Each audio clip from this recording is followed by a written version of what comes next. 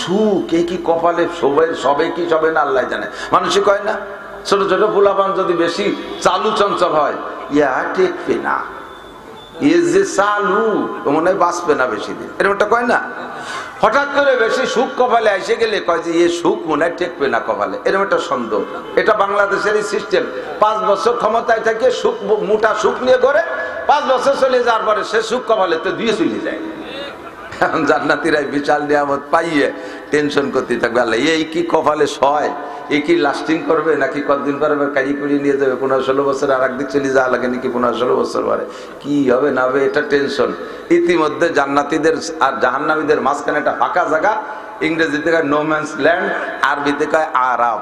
এটা জান্নাতও না জাহান্নামও না, মাঝখানে একটা ফাঁকা জায়গা। ওই জায়গায় একটা দুম্বার সাইজের একটা প্রাণী ফেরেশতা দিয়ে আল্লাহ জবাই করাবে। জান্নাতীরা বলবে মা জাবাহতুম ইয়া রাব্বানা বাইনা আইদিনা, আল্লাহ এটা কি জবাই করলে? আল্লাহ পাক বলবেন জাবাহতু মাউতাকুম, তোমাদের মরণকে জবাই করে দিছি। আল্লাহ এর মানে কি? জবাই করলে তো প্রাণী মরে যায়, তাহলে মরণ রে একটা প্রাণী বানাইয়া জবাই করে মারিয়ে দিছি। তার মানে হলো লা তামুতুনা ফিহা ওয়ালা তাহয়াউন, এই জান্নাতের ভিতরে তোমাদের ওয়া মরা নাই, যা মরা মরি হয়ে গেছে একবার। এই হায়াত তোমাদের চলবে কতদিন? আমাল হায়াতুদ দুনিয়া ইল্লা কালিল ওয়া ইন্নাদ দারাল আখিরাতা লাহিয়াল হায়াওয়ান। ওয়ানাদি অনন্তকাল, ওয়ানাদি অনন্তকাল, এর কোনো সীমা রেখা নাই। এতদিন তোমরা থাকবা, এই নিয়ামত তোমাদের নামে স্থায়ী দলিল হয়ে গেছে। এ তুই তোমাদের আর এক দেশে বলাই বলাই চলে যাওয়া লাগবে না, চিরকাল ভোগ করতে পারবা। বলেন আলহামদুলিল্লাহ। তোমাদের জন্য রেখেছি জান্নাত। কেমন জান্নাত? খেয়াল করেন, তোমাদের জন্য হিদায়াত প্রাপ্তদের জন্য রেখেছি পুরস্কার। পুরস্কারের নাম হলো জান্নাত। আখিরাতে কি জান্নাত পাবা কি? তার মধ্যে ওয়ালাকুম ফিহা মা তাশতাহি আনফুসুকুম ওয়ালাকুম ফিহা মা তাদউন। জান্নাতীদেরকে জান্নাতে ঢুকাই দিয়া আল্লাহ তাআলা প্রত্যেক জান্নাতীকে তার আমলের প্রতিদান বুঝাই দেবে। প্রত্যেক আমলের প্রতিদান বুঝাই দেবে।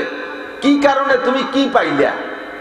তোমার জান্নাতের ভিতরে এই যে দেখতেছো, এটা নামাজের বিনিময়, এইটা দেয়া হলো রোজার বিনিময়, এইটা হজের বিনিময়, এইটা যাকাতের বিনিময়, এইটা তিলাওয়াতের বিনিময়, এইটা জিকিরের বিনিময়, এইটা ফরজের বিনিময়, এইটা ওয়াজিবের বিনিময়, এইটা তাহাজ্জুদের বিনিময়। একটা একটা করে বুঝাই দেবে।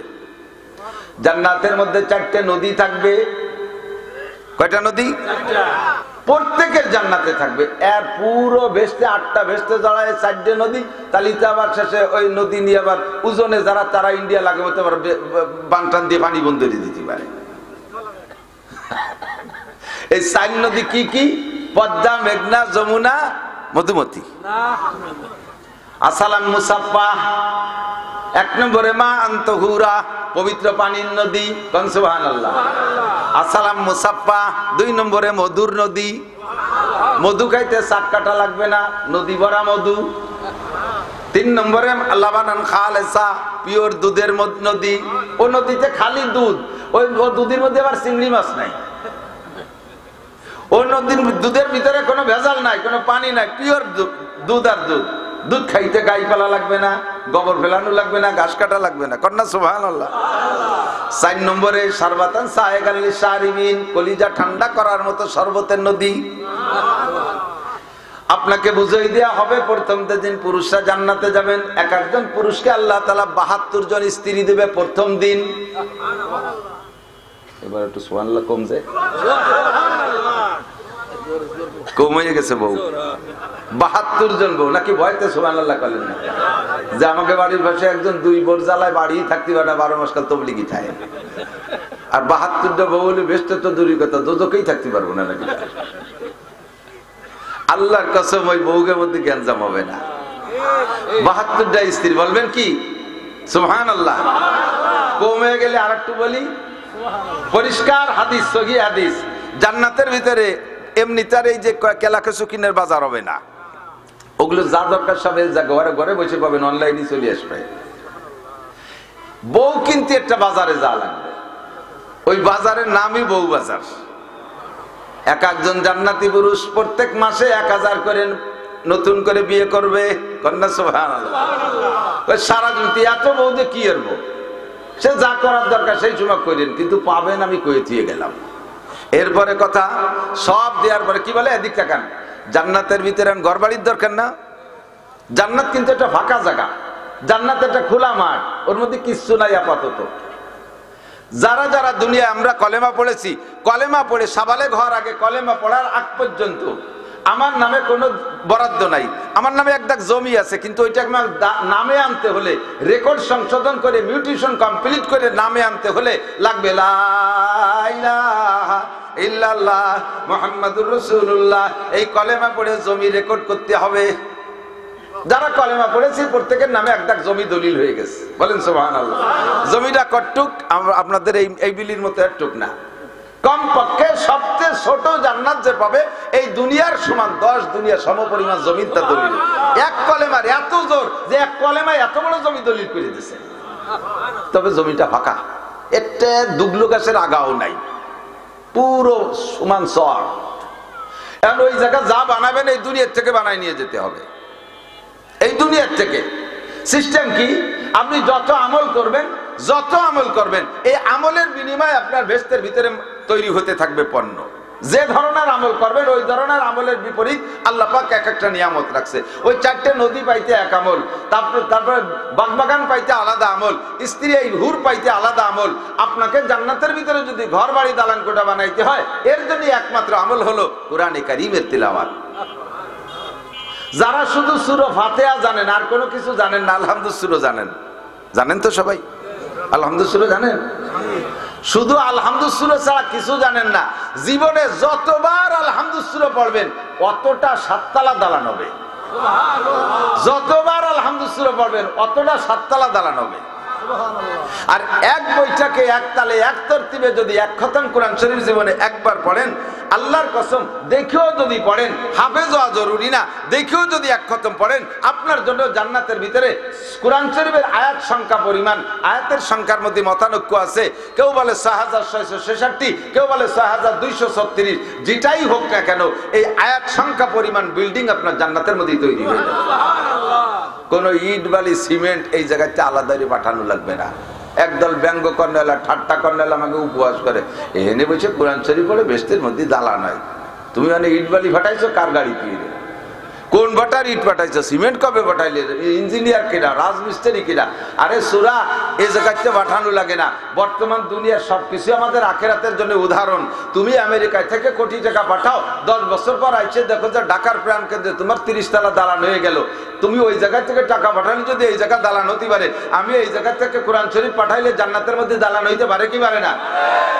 ঠাট্টা হয়ে রেখা বাপের কবরের ভিতরে কুলুসুর ভরে নেকি পাঠাও, কবর দিয়ে গাদাইয়ে টাইট করে পাড়াইয়ে বন্ধুরে তুই একটু হুটু ভাটা দরজা রাখো না কোনো জায়গায় দিয়ে। এই কুলুসুর ঢোকে কোন জায়গায় দিয়ে? তারে কি কব? তুই যে তোর বাপ যে চট্টগ্রামের থেকে টাকা পাঠাইলে তোর মোবাইলের বিকাশে, এই মোবাইলের বিকাশের মধ্যে টাকা ঢোকে কি ঢোকে না? তা টাকা ঢোকলো কোন ফুটো দিয়ে তা তো একটু দেখতে পারলি না। তোর মোবাইলের মধ্যে যেই ফুটো দিয়ে টাকা ঢোকে, আমার আব্বার কবরের মধ্যে তো সেই ভাগ দিয়ে কুলুসুর ঢোকে, দোয়া কালাম ঢোকে। ঠিক কি ঠিক না?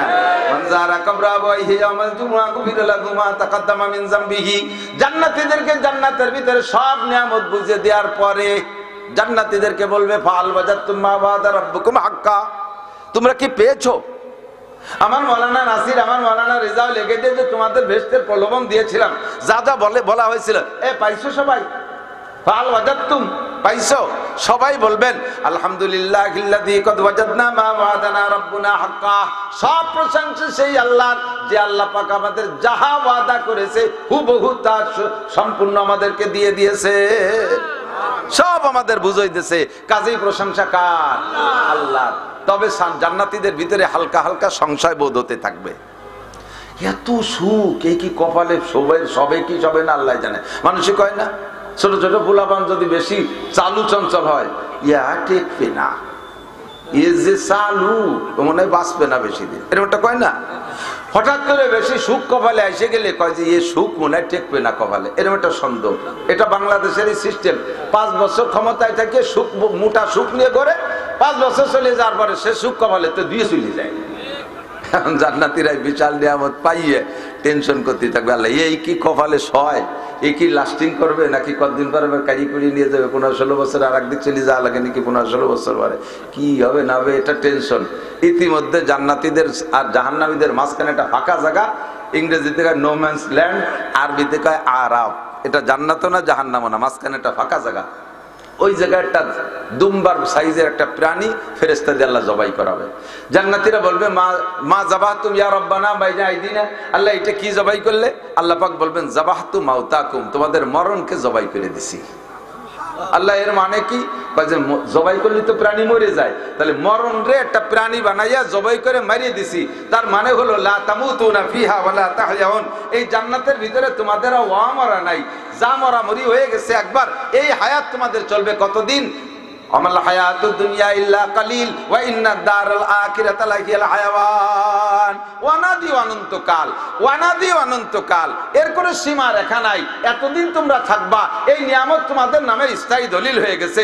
এ থুয়ে তোমাদের আর এক দেশে ফলাই ফলাই চলে যাওয়া লাগবে না, চিরকাল ভোগ করতে পারবা। বলেন আলহামদুলিল্লাহ। জান্নাতের নিয়ামত পেয়ে যত খুশি ছিল, পরে এই স্থায়িত্বের ঘোষণায় আরো বেশি খুশি হয়ে গেছে, আরো শকর। জাহান্নামীরাও দেখবো ওই প্রাণীটার জবাই, ওদেরকেও বুঝাই দেওয়া হবে। তোমরা যে জাহান্নাম খাটতিছো, একটা জিনিস, একজন একটা থাপ্পড় দিছে, রাগ করে একটা থাপ্পড় দিছে, থাপ্পড় একটা জায়গা 5টা দেন, কি জন্য দিলেন বুঝই কর, ঠিক না? না বুঝাইয়ে ঠুয়োটা একটা চড় দিলি, বারা তো অভিযোগ থেকেই যায়। তুমি এই মিথ্যে কথা কইছো, এই জন্য একটা চড় দিলাম। সত্যি মিথ্যে কথা কইছি, চড়টাও খাইছি, সমান সমান হয়ে গেছে, মনে এখনো দুঃখ থাকে না। না কয়ে মিলে একটা চড় দিলি, তখন একটা খারাপই লাগে, কি জন্য মারলেন বুঝই কর। তো জাহান্নামীরা আল্লাহর কাছে বলবে, আল্লাহ আমরা এই জাহান্নামের ভিতরে এত শাস্তি পাইলাম, কি জন্য পাইলাম বুঝই কও। আল্লাহ পাক বলবেন, তোমার বুঝো কি বুঝাবো, এদিক তাকান খেয়াল করেন। তুমি যে নামাজ পড়ো নাই, এই নামাজের জন্য প্রত্যেক একাক ওয়াক্তের জন্য 200 কোটি, খেয়াল প্রত্যেকটা শাস্তি বুঝাই দেবে। যেমন জান্নাতীদেরকে বুঝাইতেছে নামাজের জন্য এটা, রোজার জন্য এটা, তিলাওয়াতের জন্য এটা, এভাবে বুঝাইতেছে। এই জায়গায় একটা আচানক একটা বালাখানা জান্নাতের ভিতরে, বলবে আল্লাহ এইটা তো সব আমল তো বুঝাই দিলে, এই যে একটা বালাখানা দেখি ক্যা? আল্লাহ পাক বলবেন, ক্যা উলামায়ে কেরামের কাছে শুনে নাই, মামবানা মাসজিদান লিল্লাহ বানাল্লাহু লাহু বাইতান ফিল জান্নাহ। যে লোক মসজিদ নির্মাণ করে, মসজিদ আবাদ করে, মসজিদ তৈরি করে, মসজিদের খেদমত করে, মসজিদে রেগুলার যায়, মসজিদের পাটি পরিষ্কার, মসজিদ ঝাড়ু দেয়, মসজিদে পাটি বিছায়, কয়েল জ্বালায় দেয়, ফ্যান চালায় দেয়, লাইট লাগায় দেয়, এই সমস্ত মানুষদের জন্য আল্লাহ তাআলা জান্নাতের মধ্যে আলাদা একটা বালাখানা বানাবে। এটা শুনছিলে না? বলে হ্যাঁ, এই যে হলো সেইটা, বলবেন না সুবহানাল্লাহ, এটা হলো সেইটা। এইরকম জাহান্নামীরাও বলবে, আল্লাহ ওদেরকে তো বুঝাই দিলে আমলের বিনিময়, আমাদের কোন আমলের বিনিময়ে এই শাস্তিগুলো দিচ্ছে একটু বলো। আল্লাহ পাক বলেন, 1 নম্বরে তুমি বেঈমান হওয়ার কারণে, 1 নম্বরে তুমি আমাকে স্বীকার করো নাই দুনিয়ায় থাকতে, আল্লাহ বলে স্বীকার করো নাই, কলেমা পড়ো নাই, তুমি ইসলামকে মানো নাই, আখিরাত মানো নাই, এর কারণে 1 নম্বর পুরস্কার হলো এই যে প্রাণীটা জবাই দিছি না, খালিদিনা ফিহা আবাদা, চিরকাল জাহান্নামের মধ্যে থাকবা, লা তামুতুনা ফিহা ওয়ালা তাহয়াউন, এর মধ্যে কোনো ওয়া মারা নাই, একবারই ঢুকছো তো অনাদি অনন্তকাল পড়তে থাকবা। এ আলোক তোমার বেঈমানির ফলাফল। এদিকে খেয়াল করেন, আমরা জান্নাত কিনছি কি দিয়ে? কলেমা দিয়ে না? আর ওরা কলেমা পড়ে নাই বিধায় জান্নাত কিনতে পারে নাই, জায়গা পাই নাই জান্নাতের ভিতরে। তো কলেমা ছেড়ে দেওয়ার কারণে আলাদা একটা জায়গা পাইছে, সেই জায়গাটার নাম হলো জাহান্নাম। এটা হলো তোমার কলেমা না পড়ার আমল। 2 নম্বরে নামাজ পড়ো নাই, কলেমা পড়ছো কিন্তু নামাজ পড়ো নাই, এই নামাজ না পড়ার কারণে তোমার শাস্তি কি? তুমি এর ভিতরে প্রত্যেক 1 ওয়াক্ত নামাজের বিনিময় 200 কোটি। মুসলমান বিশ্বাস করো, বিশ্বাসের অভাবে মানুষ নামাজ পড়ে না। আপনার আমল নামায় 50টা হজ আছে, 200 উমরা আছে। মক্কায় যারা থাকে তাদের হজ আর উমরায় তো বেশি বাঁধে না, হজ করতে বাঁধলেও উমরায় বাঁধে না। হজ করতে সৌদিতে বিধিনিষেধ মেনে চলা লাগে, উমরা করা যায় এহরাম পরে এক মসজিদ থেকে, ওই আয়সা মসজিদ থেকে অথবা তায়েফের থেকে এহরাম পরে এসে তওয়াফ করা, উমরা তওয়াফ করলে উমরা হয়ে যায়। এরকম উমরা 500 করেছেন, পয়সা আছে 50 বার হজ করছেন, এই দিয়ে আপনার অন্য পুরস্কার পাবেন। কিন্তু কবর আযাব থেকে বাঁচতে হলে, কবর আযাব থেকে 5টা পুরস্কার, 4টে পুরস্কার আখিরাতে, এই 4টে পুরস্কার পাইতে হলে একমাত্র নামাজ, নামাজ ছাড়া ওই 4টে থেকে 4টের একটাও আপনি পাবেন না। 1 নম্বরে কবর আযাব থেকে বাঁচতে হলে আপনাকে নামাজ লাগবে। কবর আযাব সত্য না মিথ্যা? কবর আযাব মিথ্যা না সত্য? বিশ্বাস হয়? যদি বিশ্বাস হয়, আল্লাহর কসম কবর আযাব সত্য, নবী পাক বলেছেন আযাবুল কবরে হক্কুন, কবর আযাব সত্য, একে যদি বিশ্বাস করেন তাহলে বাঁচতে হলে অন্য কোনো আমলের দ্বারা হবে না। 5000 খতমে কোরআন আছে, তার বিনিময়ে নেকি পাবেন আলাদা, অন্য পুরস্কার পাবেন। হজ উমরা করছেন, তার বিনিময়ে পাবেন অন্য আমল, তার দ্বারা অন্য পুরস্কার পাবেন। কিন্তু কবর আযাব থেকে বাঁচতে হলে 1 নম্বরে নামাজ। কিয়ামতের মাঠে ডাইন হাতে আমলনামা ছাড়া 1 কদমও সামনের দিকে বাড়া যাবে না। রাজা হন, বাদশা হন, এমপি হন, মন্ত্রী হন, প্রাইম মিনিস্টার হন, প্রধান বিচারপতি হন, প্রধান উপদেষ্টা হন, সেনা প্রধান হন, ও জায়গা কিচ্ছু না দুলোর সাথে মিশে যাওয়া দোস্ত। ওই জায়গা তোমাকে হাসরের মাঠে ডান হাতে আমলনামা ছাড়া বিকল্প বাঁচার কোনো ব্যবস্থা নাই। আর ডান হাতে আমলনামা পাওয়ার অন্য কোনো আমল না, একমাত্র নামাজ। নামাজ ছাড়া ডান হাতে আমলনামা হবে না। এরপরে আপনাকে পুলসিরাত পার হয়ে জান্নাতে যাইতে হবে। ডান হাতে আমলনামা পেয়ে পুলসিরাত পার হইতে হবে। এই পুলসিরাত পার না হওয়া পর্যন্ত জান্নাতের ঘ্রাণ আপনি পাবেন না। পুলসিরাতের উপার হলো জান্নাত, আর পুলসিরাতের নিচে হলো জাহান্নাম। এই পুলসিরাত উবার করতেই হবে, এনিম্যান এভরিবডি, প্রত্যেকটা মানুষের পুলসিরাত পার হওয়ার আর কোনো আমল নাই। 1000 খতমে কোরআন আছে, তাই দিয়ে একটা নৌকো বানায় পার হবেন, তা পারবেন না। আপনার কাছে 10টা উমরা আছে, উমরারে বিমান বানায় উড়িয়ে চলে যাবেন, তা আপনি পারবেন না। এই পুলসিরাত পার হইতে জন্য একটাই মাত্র আমল, তা হলো 5 ওয়াক্ত নামাজ।